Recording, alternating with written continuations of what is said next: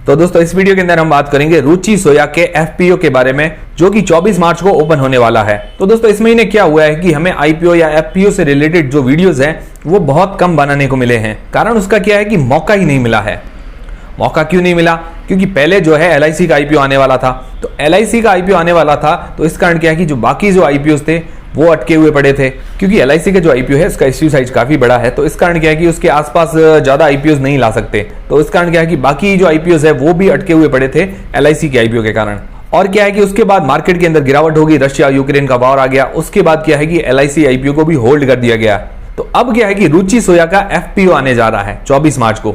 तो इस वीडियो के अंदर हम जानेंगे रुचि सोया के एफपीओ के बारे में, और उसके अलावा एफपीओ और आईपीओ के अंदर अंतर क्या होता है वो भी हम जानेंगे, और एफपीओ वगैरह के अंदर अप्लाई वगैरह कैसे करना है वो भी हम इसके अंदर जानेंगे। और उसके अलावा रुचि सोया की जो हिस्ट्री है, मतलब रुचि सोया क्या कंपनी काम क्या करती है, उसके अलावा एक बार डी लिस्ट हुई, उसके बाद वापस लिस्ट हुई, तो उसके बारे में भी हम इस वीडियो के अंदर जानेंगे।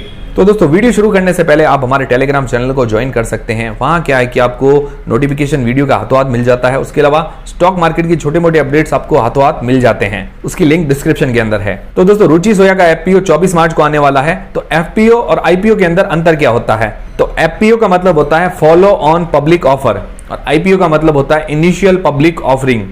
आईपीओ के अंदर क्या होता है कि कोई प्राइवेट कंपनी होती है, उसको अगर पब्लिक करना होता है, मतलब शेयर मार्केट के अंदर अगर उसको लिस्ट होना है, तो उसको सबसे पहले आईपीओ लेके आना पड़ता है, मतलब इनिशियल पब्लिक ऑफरिंग करनी पड़ती है। मतलब जो अपने शेयर्स वगैरह हैं वो पब्लिक को ऑफर करते हैं, तो उसको तो आईपीओ बोलते हैं। मतलब पहली बार जब लिस्टिंग होती है शेयर मार्केट के अंदर तो उसको बोलते हैं आईपीओ। फिर क्या होता है कि कोई भी कंपनी लिस्टेड है, ऑलरेडी अगर लिस्टेड है वो शेयर मार्केट के अंदर, फिर क्या है वो और पैसा जुटाना चाहती है पब्लिक से, तो क्या है वो एफपीओ लेके आती है, मतलब फॉलो ऑन पब्लिक ऑफर। मतलब लिस्टिंग होने के बाद जो भी पब्लिक को ऑफर देती है तो वो एफपीओ कहलाता है। तो एफपीओ क्यों लाते हैं? क्योंकि कंपनी को और पैसा अगर जुटाना होता है तो वो क्या करती है, अपने शेयर्स के बदले और पैसा जुटाती है। तो अब आप आसानी से समझ गए होंगे कि एफपीओ क्या होता है। अगर समझ गए हैं तो कमेंट करके मुझे जरूर बताएं। अब दोस्तों बात करते हैं रुचि सोया कंपनी की हिस्ट्री के बारे में, और उसके अलावा इसके एफपीओ के बारे में। तो दोस्तों रुचि सोया जो कंपनी है 1986 मतलब 1986 के अंदर इनकॉर्पोरेट हुई थी। अगर रुचि सोया की बात करें तो काफी जबरदस्त कंपनी थी, और इसके जो ब्रांड थे न्यूट्रेला, सनरिच, महाकोश, ये ब्रांड उस टाइम बहुत ज्यादा चलते थे। और काफी लोगों को ये नाम याद भी होंगे, मतलब सनरिच है, महाकोश है, तो ये सारे नाम काफी लोगों को याद भी होंगे। मतलब इसका एडिबल ऑयल का बिजनेस था, खाने वाला जो तेल होता है उसका बिजनेस था। बाद में क्या है कि फाइनेंशियल क्राइसिस के कारण ये कंपनी क्या है लॉस के अंदर आ गई, और लॉस के अंदर आने के बाद ये कंपनी डीलिस्ट भी हो गई। अब फाइनेंशियल क्राइसिस कैसे है? तो क्या है कि जो पाम ऑयल होता है वो ज्यादातर अब इंपोर्ट किया जाता है इंडोनेशिया से, क्योंकि वहीं पाम ट्री ज्यादा है, और पाम ऑयल जो है इंडोनेशिया से ही एक्सपोर्ट किया जाता है। तो इंडोनेशियन गवर्नमेंट ने क्या है कि टैक्स और लॉ के अंदर थोड़ा बहुत चेंजेस किया, और टैक्स वगैरह बढ़ गए, जिसके कारण क्या है कि कंपनी पर और प्रेशर आ गया। और उसके अलावा जो रुचि सोया का एक और बिजनेस सेगमेंट था उसके अंदर इसको लॉस हो गया। तो लॉस होने के कारण कंपनी के ऊपर कर्जा ज्यादा बढ़ गया, उसके बाद कंपनी भी डीलिस्ट हो गई।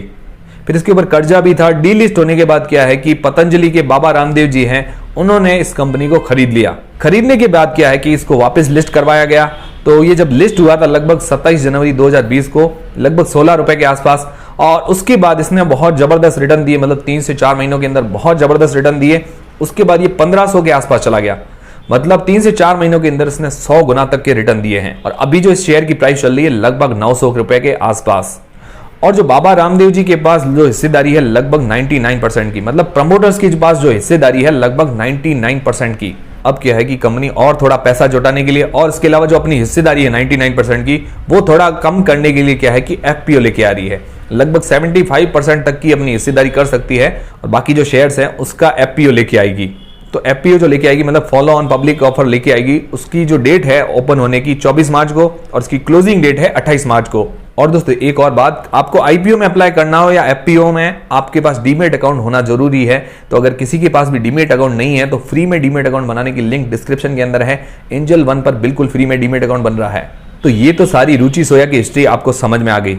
अब बात करते हैं कि कंपनी काम क्या करती है, मतलब किस बिजनेस के अंदर डील करती है। इससे क्या है कि आपको आसानी हो जाएगी अब जब एफपीओ आएगा कि इस एफपीओ में अप्लाई करना है या नहीं करना है। तो रुचि सोया का जो मेन बिजनेस है एडिबल ऑयल, मतलब जो खाने वाला ऑयल होता है उसका इसका मेन बिजनेस है। और ये अदानी विल्मार के बाद इंडिया की 2nd नंबर कंपनी आती है एडिबल ऑयल के अंदर। मतलब एडिबल ऑयल के अंदर पहले नंबर पर है अदानी विल्मार और 2nd नंबर पर है रुचि सोया। अब रुचि सोया में खास बात ये हो गई है कि इनके पीछे पतंजलि ग्रुप मतलब बाबा रामदेव जी का हाथ है। तो बहुत बड़ा ग्रुप भी इसके साथ जुड़ गया है, तो इसकी बिजनेस ग्रोथ जो है आगे आने वाले टाइम में अच्छी रहेगी। अब इसके अंदर एक प्लस पॉइंट ये है कि जो अदानी विलमार है, अदानी विलमार जो कंपनी है 2 कंपनियों के ज्वाइंट वेंचर से बनी है, अदानी और विलमार, मतलब 50-50 इन दोनों का पार्टनरशिप है। और विलमार कंपनी के क्या खुद के पाम ट्रीज वगैरह हैं, जिससे क्या है कि वो अपना ऑयल जो है वो इंडिया में भिजवाती है। और रुचि सोया के अंदर प्लस पॉइंट ये होगा कि जो पतंजलि ग्रुप है उन्होंने फैसला किया है कि वो नॉर्थ ईस्ट, मतलब इंडिया का जो नॉर्थ ईस्ट है, वहां पर क्या है कि पाम ट्री का प्लांटेशन करेंगे। तो ये क्या है कि इनके लिए बहुत बड़ा प्लस पॉइंट हो जाएगा। मतलब जो पाम ऑयल बाहर से इंपोर्ट होता है इंडिया का, मतलब जो आयात किया जाता है, तो उससे छुटकारा मिल जाएगा और जो भी एक्स्ट्रा कॉस्ट होती है उससे भी बचत हो जाएगी, जिसके कारण क्या है कि फ्यूचर के अंदर ज्यादा इंपोर्ट नहीं करना पड़ेगा और ये रुचि सोया के लिए बहुत बड़ा प्लस पॉइंट हो जाएगा और आने वाले टाइम में इसकी ग्रोथ और ज्यादा हो सकती है। तो ये तो ठीक है, एक तो इसका काम है एडिबल ऑयल का, दूसरा काम है न्यूट्रेला नाम से इसके हनी आता है, मतलब शहद आता है, आटा आता है, सोया बड़ी आती है, उसके अलावा बिस्किट्स है, कुकीज है, रस्क मतलब जो टोस्ट वगैरह आते हैं, और उसके अलावा नूडल्स है, और सुबह ब्रेकफास्ट के अंदर जो भी दलिया वगैरह होता है, तो वो सारी चीजें हैं ये सेल करती है। तो इसका जो प्रोडक्ट पोर्टफोलियो है वो wide range of product portfolio है, ये इसके लिए सबसे बड़ा प्लस पॉइंट हो जाता है। देखिए जो अदानी विलमार और रुचि सोया दोनों ही टक्कर की कंपनीज है, और उसके अलावा रुचि सोया का रिन्यूएबल एनर्जी का भी बिजनेस है, जिसके अंदर ये विंड पावर जनरेशन करती है और अभी ये जो बिजली उत्पन्न कर रही है लगभग 85.2 मेगावाट की। मतलब इससे क्या है कि इसकी बिजली की और ज्यादा बचत भी हो जाती है, मतलब जो खपत होती है बिजली की, इससे भी बचत मिल जाती है। तो ये भी इसके लिए बहुत बड़ा प्लस पॉइंट हो जाता है। तो दोस्तों अभी तक इसका प्राइस बैंड वगैरह नहीं आया है, जैसे ही इसका प्राइस बैंड वगैरह आता है तो फुल रिव्यू का वीडियो आपको मिल जाएगा कि मतलब इस एफपीओ के अंदर हमें अप्लाई करना है या नहीं करना है, वो हमें पता चल जाएगा। तो जैसे ही इसका प्राइस बैंड वगैरह आता है तो तुरंत ही हमारे चैनल पर आपको वीडियो मिल जाएगा। तब तक के लिए आप हमारे चैनल से जुड़े रहें। वीडियो अगर पसंद आया है तो वीडियो को लाइक जरूर करें और दोस्तों चैनल को सब्सक्राइब कर लें। और टेलीग्राम इंस्टाग्राम की लिंक डिस्क्रिप्शन के अंदर मिल जाएगी, फ्री में डीमेट अकाउंट बनाने की भी लिंक डिस्क्रिप्शन के अंदर मिल जाएगी। मिलते हैं दोस्तों नेक्स्ट वीडियोस के अंदर।